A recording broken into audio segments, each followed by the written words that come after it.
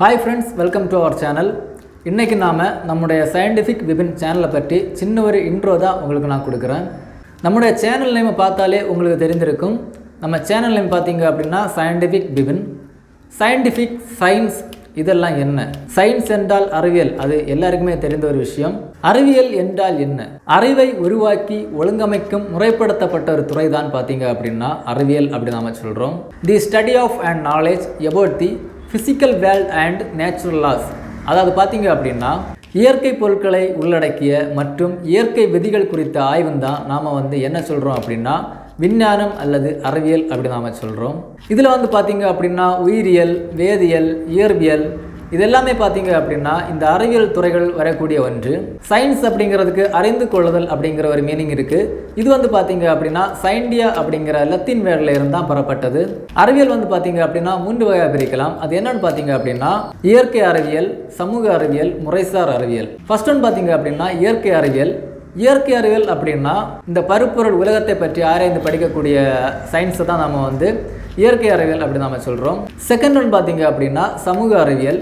இது பார்த்தீங்க அப்படின்னா இந்த சமூகத்தை பற்றியும் சமூகத்தில் இருக்கக்கூடிய மக்களை பற்றி ஆராய்ந்து படிக்கக்கூடிய அறிவியல் முறைக்கு தான் நாம் சமூக அறிவியல் அப்படி நாம் சொல்கிறோம். தேர்ட் ஒன் பார்த்தீங்க அப்படின்னா முறைசார் அறிவியல். முறைசார் அறிவியலில் பார்த்தீங்க அப்படின்னா புலன்வழி நோக்கீடுகள் அல்லது சான்றுகள் சார்ந்த அளவியல் மற்றும் கணிதவியல் முறைகள் இதெல்லாம் பார்த்தீங்க அப்படின்னா முறைசார் அறிவியலில் வரக்கூடியது. அடுத்தது பார்த்தீங்க அப்படின்னா அறிவியல் அறிவை பயன்படுத்தும் இந்த பொறியியல், வானியல், வேளாண்மை, மருத்துவம் இதெல்லாமே பார்த்தீங்க அப்படின்னா இந்த அறிவியலின் கீழ் கருதப்படும்.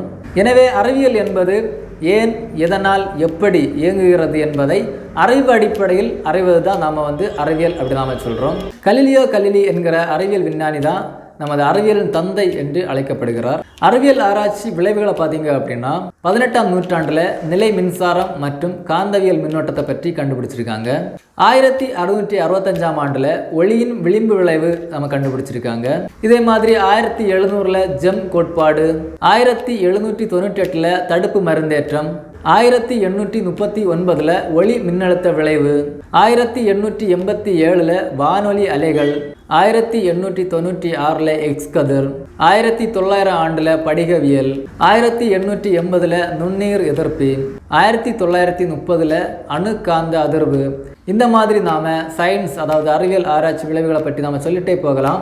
அதாவது science is a never ending journey. அதாவது அறிவியல் என்பது ஒரு முடிவற்ற பயணம்.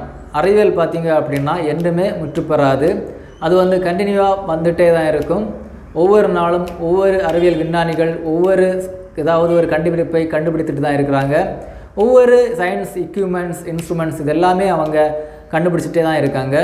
இப்படி அறிவியல் விஞ்ஞானிகளால் கண்டுபிடிக்கப்பட்ட சயின்டிஃபிக் எக்யூப்மெண்ட்ஸ் அண்ட் இன்ஸ்ட்ருமெண்ட்ஸ் அதை பற்றி தான் நாம் இனி வரக்கூடிய வீடியோவில் நம்முடைய சயின்டிஃபிக் விபின் அப்படிங்கிற சேனலில் நம்ம போட போகிறோம்.